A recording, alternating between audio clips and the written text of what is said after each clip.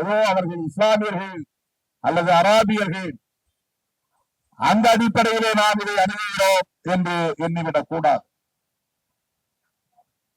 பாலஸ்தீனியர்கள் அந்த மண்ணின் மைந்தர்கள், அவர்களுக்கான தேசத்தை பிடுங்கி யூதர்களுக்கு வழங்கினார்கள்.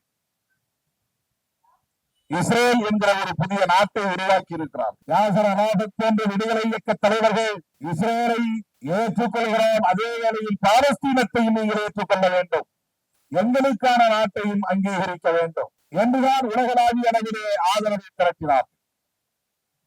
ஆனால் உலக நாடுகளில் பெரும்பான்மையானவை இந்த இரு நாடுகள் என்கிற அங்கீகாரத்தை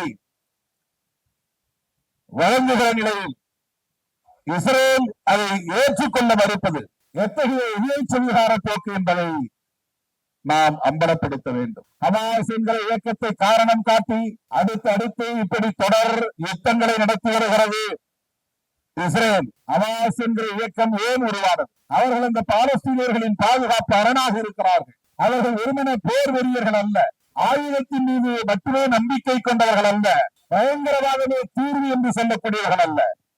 பாலஸ்தீனர்களின் பாதுகாப்பை முதன்மைப்படுத்துகிறார்கள். பாலஸ்தீனத்தின் அங்கீகாரத்தை கோருகிறார்கள். தற்காத்துக் கொள்வதற்காக ஆயுதம் ஏந்தி நிற்கிறார்கள். ஆனால் ஹமாஸ் ஒரு பயங்கரவாத இயக்கம், எனவே அதை அழித்தொழிக்கிறோம் என்கிற பெயரில் இன்றைக்கு பாலஸ்தீனியர்களை இனப்படுகொலை செய்து வருகிறது இஸ்ரேல். அமெரிக்க துணையோடு, ஏகாதிபத்திய நாடுகளின் துணையோடு, அமெரிக்காவின் அடிமரடி நாடுகளின் துணையோடு. இந்த நிலையில் இந்தியாவின் நிலை என்ன?